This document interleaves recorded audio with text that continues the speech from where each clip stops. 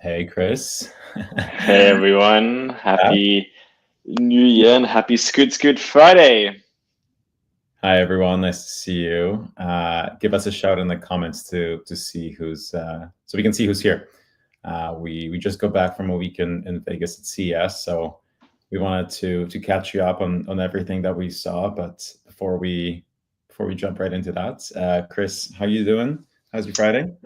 Good, thank you. It's been a bit hectic coming back from CS and everything else. But it was really good. I think yeah, we got back from the New Year and then CS was for a week, so it's like constant conversations and all. We'll go into that a little bit, and then now it's cleaning up and just preparing for the year. So no, doing well. Had a lovely week. What about you, Match? How are you feeling? Yeah, I think still catching up basically after everything you just described. It's crazy. Like CS, I mean, having never been to CS, it was just sort of eye-opening. One, your scale of it, but also the amount of work that goes into it, and then the amount of backlog that gets created when you don't do your day to day. So it was a really cool experience. Excited to dive into it. And Elwa, I see there's some comments about Elwa not being here. That's because he's in China right now, overseeing the production of the Phantom 2.0 52 volt. So pretty sure it's the middle of the night for him right now. But rest assured, he will be back. And nice to see the regulars, Chixologist Nadim. Very nice to see you, Nadim. For anybody who doesn't know, is one of our ex team members. He was one of the first guys that joined the team and was our COO for a long time. So very nice to see him in the comments here too. Mike, DRGB, Martin, Enzo. Hello, hello. Nice to see everyone. So, Chris, why don't you kick us off and tell us a little bit about what was CES like as an Apollo representative? Yeah, with pleasure. I guess so. For context to everyone here, like we do a lot of conferences, but we're still self-funded, right? So you have to make sure the conferences that you choose have a high ROI and you're going to meet the right people and you have a clear goal. When you're going to a conference just for fluff and marketing awareness, that's great, but we're not at that scale yet to be able to just go to all these conferences and just have a booth. So what we normally do is we go to conferences like Micromobility, which was in San Francisco and Amsterdam, which was interesting. In the start, when we were used to go and see those, it was more meeting like retailers was the goal. There wasn't too many retailers though. That was the thing with micromobility. It started becoming more and more on a consumer, like a direct consumer one, which is still great. It's just it's more awareness, and we're not that at a stage in the sales funnel. So we've done those. We've done a few more like niche ones in the micromobility space, which are great. And we thought this was really good. And this year we had the chance of doing CES, which was interesting. And my expectations going into it, we were like, oh, CES, okay, it's the biggest consumer electronics conference summit, whatever you want to call it, in the world. So it was exciting. I didn't know what to expect really going into it. I was like, okay, it's going to be fun. We have a few meetings lined up, perfect. But what it was absolutely ridiculous. Like, holy Yes. shit! It was just like you walk for hours in the whole booth. There's like 7 different hallways. There's one in the Venetians. You have to take a bus to go there. You have to go to all these different places to go to different ones. Anyway, so what was really nice this year that we didn't know compared to last year's. Last year they had all these different areas, and there wasn't a dedicated place for micromobility. This year there was one, so it was a nice, beautiful micromobility space. We were next to like Segway. We were next to InMotion, Yeah. Makuda, all these other scooter brands, which is quite fun. And we know everybody, right? Everybody knows each other in the industry, so it's really nice to catch up and talk about what's going on in the scooter market and all the gossip and everything else. So we got there, we set up our booth. It was 4 days long. It was from Tuesday to Friday. And it was, again, the most busiest thing we've ever gone through. I think I have like a list of 25 really, really solid retailers. And just that this event alone is enough leads for the whole year in terms of a retail expansion capability. And it was just so nice because we had competition come, we had like the president of Segway come and be like, oh, your scooters are absolutely gorgeous. And like, he's like, please don't launch something in the 600 category, which is really funny. We talked to like so many different consumers who just like loved our brand and our scooters, and some of them who have been super fans and have bought a scooter in 2019 and they see us there. So like, Yeah. I think overall for me, it was really nice having, again, being next to all these big scooter companies that have huge amounts of investments, but people still coming to us and saying your scooters are by far the best looking, the branding, the marketing, and the people. So for me, that was a huge highlight. just a lot going on. It was just crazy. It was like 5 days of just standing up and talking, and like you're dead at the end of it. What about you, Matt? What were your expectations going into it, and your like biggest surprise, I guess? Yeah, I like you. I was a little skeptical of the value of CS. You know, you always see those videos about like, here's some futuristic car concept, here's some like, I don't know, robot thing that somebody came up with that is dancing. Like you always see kind of stupid things a little bit, and it always makes you wonder, you know, is it really just a PR stunt, or is there real value in being at these shows? And so I think that's where my skepticism was coming from. But like you said, what I was completely unexpecting was the amount of distributors, dealers, you know, retailers coming by and just kind of jumping in on opportunities to build a relationship, build a partnership right away so quickly.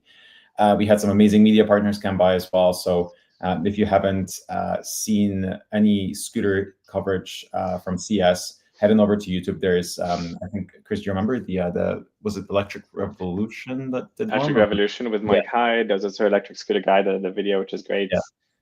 And then there's a few more that we're working with, like Tom's Guide and all that were there. And it was just so nice to see all your affiliates there, right? So exactly. I hope there's more videos coming in. So it was kind of this interesting dynamic, because you come in not really knowing what to expect, and then all of a sudden you feel like you're a little bit of a celebrity. Like everybody knew who we were, everybody recognized Apollo. Like Chris said, you know, we had this guy who just showed up at the booth, and he's kind of looking at the scooters, and we're like, oh, hey, how can we help you? He's like, oh, I'm the global CEO of Segway. I just flew in from Beijing. You know, I just wanted to stop by and tell you Apollo is the only brand I admire. And you know, stuff like this just kind of doesn't happen when you're busy keeping your head down, doing the work, grinding through the week every single week, you know. So it was really nice to kind of take a break, look up, look around, and see, okay, despite the, you know, challenges we're obviously facing, despite the, you know, fact that we don't have external investors, we're not backed by the Chinese government, you know, the fact that, you know, we started this business only 5 years ago, that like all these things that we always saw as obstacles were actually maybe big drivers of us being able to do something special, something different, something unique. So I think it was really cool for a lot to get the validation on the design side. It was really cool to get the validation on the sales and distribution side, you know, the marketing side. So really, really, I guess just reassuring would be the word I would use as an experience overall. And it's also important to, and again, I see a lot of comments, even at the conference and everything, and even like, Chad, I see your comments here a lot on VMAX and stuff. It's also important to know where we stand as a scooter company, right? Like our brand is not the highest power, it's not the highest distance. Like we're not trying to put the, you know, stuff the biggest batteries and everything else in the scooters. Like it's a combination of design, incredible support, good marketing, and good distribution. Like our scooters are, again, and I'm not just saying this because I drink the Kool-Aid, it's more what customers say, like our scooters are the best looking, and it's like it's just like the most convenient type of scooter to get if it's in the Best Buy, and the distance and the speed is all calculated by how people use our scooters. So a lot of people compare direct, but like at the end of the day, we have a specific market we're targeting, and that is really the commuter, the smart commuter who wants something that looks good, that is also very reliable, and just has good quality and support overall. So I think a lot of people get confused with that. They're like, oh my God, I'll get the Makuta or whatever because it goes way fast. It's like, great. If you want speed and you want to accelerate and whip your neck back, go for it, right? And that's why I think a lot of people are starting to understand, which is great. Like our customers that come to us, they understand our design aspects, they understand what we're trying to go for. And that's why it's been doing super, super well in the markets we're targeting and in our distribution points. So anyway, I'm just answering more to Chad's points here in the comments. I know he's talking about Phantom V2 and, you know, comparison of speed versus Segway, etc. But it's not about speed; it's about the quality of your scooter and the thing of it. And that's why I loved about CES, because like our booth was again by far the most full compared to all the competitors, which is just a good reassurance point on the marketing side, I think. And you should have seen Segway's booth. They really went all out. But I feel like there was some planning mistakes perhaps in how they laid it out, because they had this incredible space for scooters. You know, they had a massive booth, probably 4-6 times the size of ours, big enough to have a test track on it actually. And the background was all these crazy rigs, you know, that were pressing on the suspension, for example, or, you know, showing how the motors actually work within it was a beautiful, incredible display. And they were showing their new lineup, you know, very consistent, really kind of interesting what they're doing from an engineering point of view. And it was really, really kind of giving a cool vibe, you know, very techy, very edgy. And then just a meter over to the left was this very family-friendly lawnmower display that was taking up half the booth as well. So it's just kind of funny to see, the difference, the juxtaposition of this cool, edgy, exciting scooter vibe, and then the other half of the booth was like this family-friendly lawnmower robot that just kept going in circles. So anyways, stuff like this you kind of see and you're like, I wonder who signed off on that. Yeah. But I mean, aside from that, I think a lot of the scooter companies were all just trying to get business. Like that was the other interesting thing that I didn't realize. We are an exception in the industry because we are not a Chinese company. We are a Canadian company, with a presence in the US and in Canada and in Australia and other markets. And so for us, this wasn't really about getting new distribution deals. It was just about being part of the show, seeing what it's about and learning. But so many Chinese manufacturers see CS as the single best way to enter the US market. And so they had armies of salespeople, pamphlets, everything just ready to go. And it felt very much like a trade convention more than a consumer electronics show. So I think we were not trying to sell actually, worked in our advantage as well. Yeah. I'm seeing a lot of really good questions here, but it was just cool because as well, like a lot of the thing of CS that we did also realize is a lot of the companies that probably I would say half of them have never launched or not like actually selling products to consumers. They're pitching concepts, ideas, and they have, they've raised enormous amounts of money, and now they're sort of doing a lot of testing and showcasing of everything. And this goes a bit to the questions I'm seeing here, but like we saw, drones that fit into a back of a truck so you can buy a truck and a drone.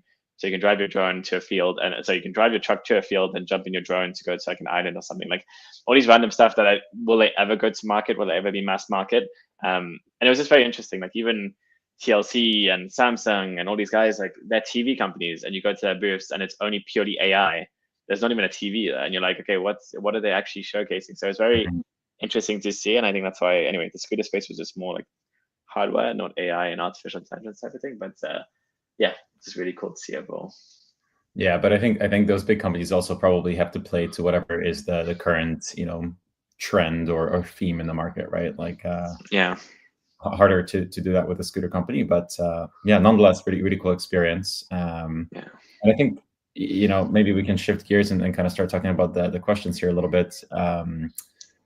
Starting with Martin, do you have timelines for? I said TCL. I meant TLC. Sorry, which one to tell it anyway? I meant someone. Anyway, it's fine. Oops, yeah. That's what they call a Freudian slip, right? No, TLC is a terrible cable network in Canada. It's actually TCL. Yeah. Someone's been watching too much. No. Martin, the timelines for City and Stellar. So Stellar, I believe, is being produced very shortly. I think right now, actually. And then the delivery is going to be in the next few weeks. And then the production kicks off by March for the Stellar, and deliveries in May, June timing. For the City, I need to touch base with Awa, but from my understanding, we're deprioritizing that specific project because we still have an abundance of stock on the current City. So we have a little bit more flexibility in terms of when that needs to be done and how quickly the product in market.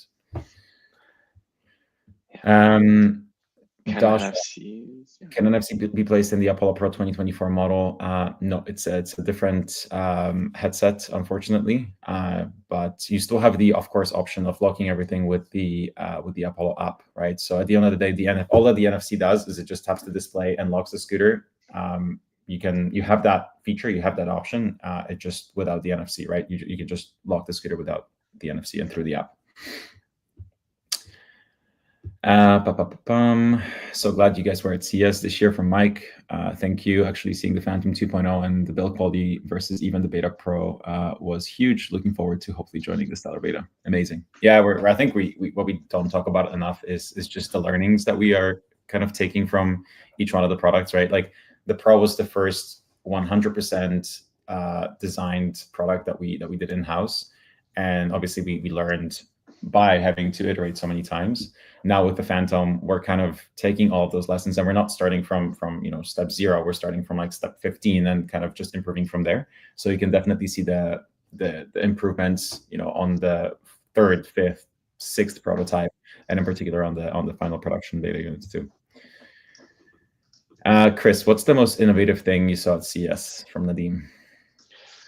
I've already talked about the drone and the thing, which is pretty cool. And I'm not going to talk about like artificial intelligence type of thing. I think that was interesting, but there was one that was really cool. That was it was a self-driving AI tractor fertilizer that goes around farms in Africa. So essentially, like you map out a whole field, and your tractor like it'll go and it'll just plow your whole field. It'll like clean it, and then it'll plant all the seeds, clean it, and know exactly when to go. Like when the ground is soft enough to be able to plant the seeds, and when to go, and like which ones are bad crops is good crops, and it does it all automatically for you. Like for me, that's just like another level, and I love that stuff because it's like, again, it's agriculture and it's interesting.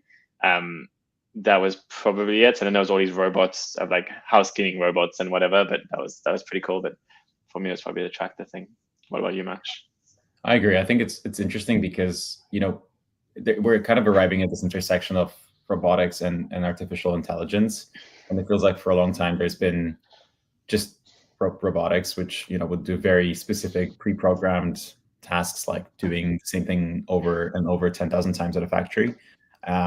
And then it was kind of, I guess, more recently generative AI, right? But without any kind of physical world applications. And now CES had a lot of different products that merged the two, whether it was companion robots for like elderly people, who maybe just like don't have anyone coming to see them anymore, and they don't have any social stimulation. And so you have this like robot that just kind of hangs out with you. Or like Chris was just saying, you have these farming applications where these robots will like pick strawberries for you and then fertilize and water things. And so it's just kind of really cool to see how the two worlds are coming together to solve real world problems. And it was a shame because like we didn't get to go see like the health tech section and all of, which is really, really cool. Like we wanted to, but then it was, we thought the booth, when it was going to be quiet, we'd go and have a look, and the booth was never quiet. So I know there was like some really cool scales that check your like BMI index and everything that already exists, but actually accurate stuff. But like toilets that can tell you your hydration levels, etc. I love that shit as well, but we unfortunately didn't have the time to see that. Yeah. And how's the Australia expansion going? Yeah, it's going good. It's relatively slow, which is normal. But Australia overall has a lot of really cool updates, which I hope we can share soon. In terms of that expansion specifically, but it's going well. Again, it's just fun to be in Australia and be talking to the customer directly, and sales have been good. So it's a nice start, and there's a lot of really good updates coming in the next few months, which we'll share with you, Nadeem, shortly. Cool. Chixologist talking about VMAX. Yeah, we spoke to VMAX quite a lot this trip. Nice guys.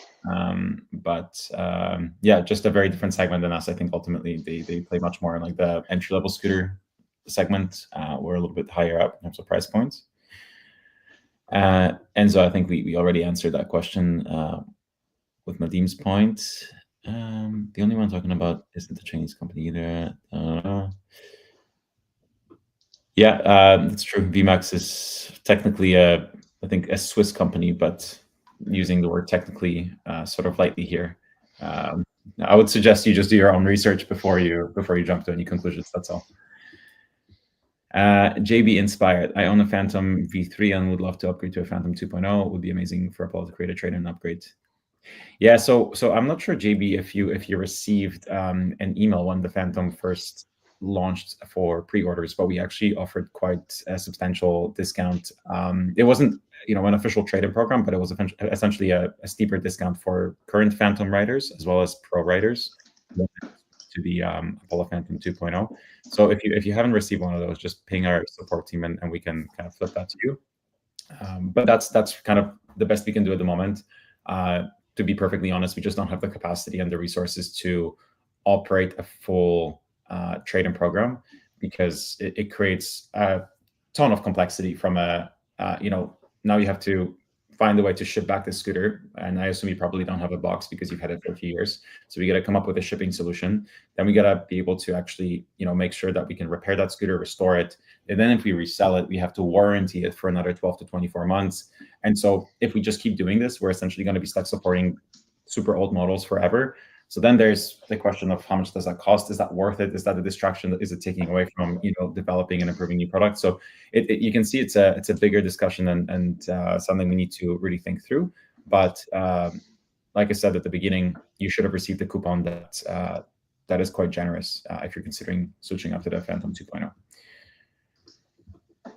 Is there an update for the seats of the Apollo Pro, Phantom 2.0, and City Pro? It's on the roadmap for this year, Dasha. So we just had a chat with Eloi about it, and we're gonna start the seat project for not just those models, but for all of our models for later this year. So it's gonna happen. JB, I'm looking for a lightweight carbon portable scooter. Yeah, so we're working on something we're calling the 30 pounds, 30 kilometers per hour, 30 kilometers of range, which the reason we're not going with carbon fiber specifically is because we looked into it and it's just so cost prohibitive. Like we can get the weight spec we want without using carbon fiber. And so why would we add that extra $200-300 to the scooter if we can still make it lightweight enough, So stay tuned. Some interesting updates coming later this year. And just Magic didn't come up with 30-30-30. Took it from a review at Tom's Garage, which is actually amazing. He nailed it. Yeah, it's check out Tom. Tom is a nice, we could say a family friend at this point with his affinity for the Go. But no, he actually does a great job of reviewing scooters objectively. So highly recommend you check him out, Tom's Gadget Garage. Chixologist VMAX lineup. Yep, they do have a carbon fiber option, but there's no pricing available on any of their scooters. It's not a challenge to do a $2,000 carbon fiber scooter. The thing is, those factories are there, the materials are there. It's just a question of what are the trade-offs and what are you really gaining, right? Like you see a lot of high performance scooters going into carbon fiber, which I think is the dumbest thing of all time. Like if you're making a 72-volt scooter and you have all the torque and you have all the power, you're not limited by how big of a battery you can put in that scooter. Shaving off 1.5 pounds from the frame, 2 pounds from the frame is going to make no difference. So I think where carbon fiber makes some sense, if any, is again in lightweight portable scooters. So far, I think New has the only viable option in that segment. And honestly, from what I've seen, from what I've experienced testing that scooter a few times, it's pretty great. Like that's the short answer. It lacks suspension, but it's also one of those things that New launched it again. I think it's an incredible scooter as well, but I don't think the market is either looking for that either. Like it hasn't been a bestseller in any way, or it's not doing super well. The price point is quite cheap, so I know people are looking for carbon fiber, but there's also enormous amounts of manufacturer challenges and liability issues on carbon fiber. Like again, I know that some companies are showing concepts, but until it goes to market, like Matt said, with the price points and then the liability and testing, I would say sometimes you want a bit more of a safer scooter than the carbon fiber scooter that is not really carbon fiber, because most of the time it's a sticker. And people think it's carbon fiber, but it's actually, anyway. Yeah, and so because the challenge remains, right? How do you make a lightweight scooter so basically what we ended up landing on with LY is you need to make compromises. You can't have suspension if you want to hit the 30-pound weight limit, right? Like that's a non-negotiable, basically, no suspension. And then you get into, okay, well, what are the specs that you sort of can at least lock onto and then work around? Okay, so we want some torque, right? 36 probably not enough, so we would need to go 48 volts. And then, okay, well, what's the battery capacity? That's not enough, but not too big. So probably 10 Ah. So you're looking at 480 watt hours and probably a 500 watt single motor scooter. Okay, so that kind of defines your base parameters. And then you go from there and start to think, okay, well, what else can we cut? How big does the scooter need to be? Are we going to have to limit the weight capacity of the scooter, or maybe the rider height, in order to make this possible? Or can we keep the frame bigger, but actually look at using more exotic materials, right? So that's where I think Eloi has been spending a lot of his time recently, just basically working through these engineering challenges. But he's been able to, well, I think right now he's gotten it down to 32 pounds in that configuration. So we'll see if we can fully hit the 30, but we're pretty close. So quite exciting. Let's see. So you won't be rolling out a bigger version of the Polo Go with larger battery at 750 watt hours. No, Cha. Like again, we have the data of how people are using all the scooters. They ride 4 or 5 miles a day, and the bigger we can do a bigger watt hour, but it's going to cost more and then sell less. So I know a lot of people say they want more range, but then when you put the price point up, it sells more. And I get, anyway, most scooters who have different variants, whether it's a 15Ah, 28 and a 25Ah, the 15H is still the best seller because it's accessible to more of a mass market and a better price points. The people who are looking for more range, it's normally 1% of that population. So for you, you probably use it a lot, which is great. So more range is your priority. But for most people, again, when we track the scooters, it's like they're riding 3-4 miles a day. And we want to make sure it's more accessible on the price point side. So no go, unless I don't know about it much, but no go at 750 watt hours coming to market. Yeah. I mean, the reality is you jump from the Go, currently at 15H 36 volt to the City, and that's the next upgrade in terms of your range. One thing we are looking at is basically, how when you think about the iPhone evolution, they used to race to put bigger and bigger and better camera lenses on every version of the iPhone with more megapixels, and then it sort of plateaued maybe 3, 4, or 5 years ago. And since then, we've more or less had the same hardware, but somehow the cameras keep getting better, whether it's the stabilization or like the lighting and how much light actually gets through the lens. And so a lot of that improvement comes from the software that they've been able to develop to really enhance the capabilities of the hardware. And so increasingly, it feels like with scooters, yeah, there are companies that are just jamming bigger and stronger and higher capacity batteries and motors, but we're kind of like, fuck it, why keep going? Like there's no point to anything. Like my personal and maybe somewhat harsh opinion is that there's no point in developing anything more capable than the Phantom. Everything upwards of that is just it should be an e-bike, it should be an e-motorcycle.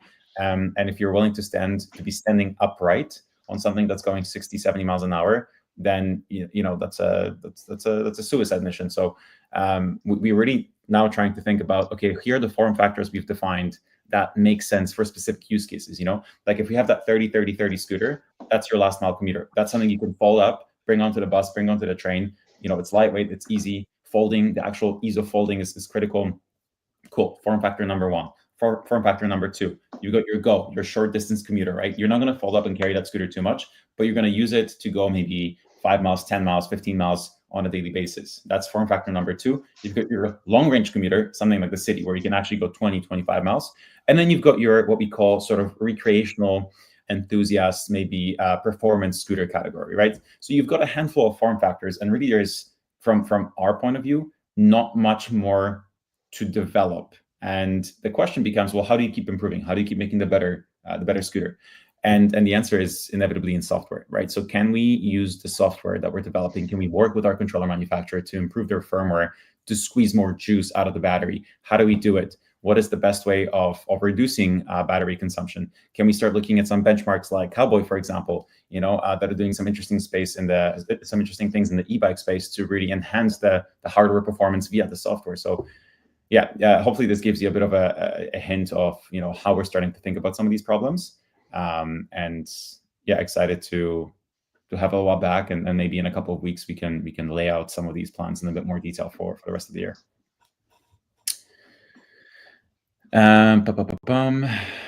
JB inspired. Yeah, we're definitely keeping the light. Absolutely, that is a must for us as well. Colby, will the Phantom continue to be iterated on, such as the V5, or is the Phantom 2.0 the new standard? So the Phantom 2.0 is replacing all Phantoms. It's the only next generation there. Dasha, will there be an off-road tire like Apollo Stellar for the Apollo Pro in 12-inch size? Chris, do you know anything about that? Yes, I was working on not for the Apollo Pro, but for the Apollo Stellar, and the Phantom 2.0 is working on an off-road hybrid tire. So that should be in the works. Or he should be able to give an update in the next 2 weeks. But we know that's a lot of people have been asking for. I think I was asking about the Apollo Pro specifically. Oh, sorry, no, there won't be for the Apollo Pro, unfortunately, just because it's 12-inch. Yeah. Okay. Mike, getting 30 plus miles range in Ludo on the Pro has me exploring most of LA just to eat up the mileage rather than worrying about having much. Yeah, exactly. Happy to hear that. And then I think that's pretty much it. Cool, guys. Cool. And guys, there is going to be a video being launched tomorrow on our whole CES adventure. So a lot of like the booth and just like a bit of a quick thing. So hopefully that shows you a bit of the insights into the booth and everything else. But yeah, thank you so much for all the questions. It's been a very quick show. It flew by, which is great. But excited to have Elroy here next week if you guys have any technical questions. And yeah, thanks for tuning in, guys. Have a lovely weekend. Any parting words, Match? No, just nice to be back. Nice to be connecting with everybody. Thank you for tuning in as always, and see you next Friday. Thanks, everyone. Thanks for the comments. Bye.